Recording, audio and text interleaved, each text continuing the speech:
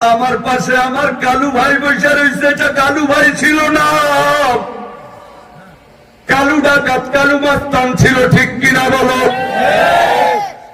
এমনিতেই মাথায় পাগড়ি উঠে নাই, এমনিতেই এত সুন্দর দাড়ি না,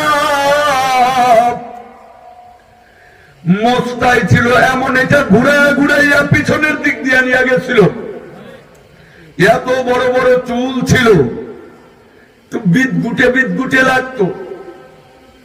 আল্লাহু আকবার।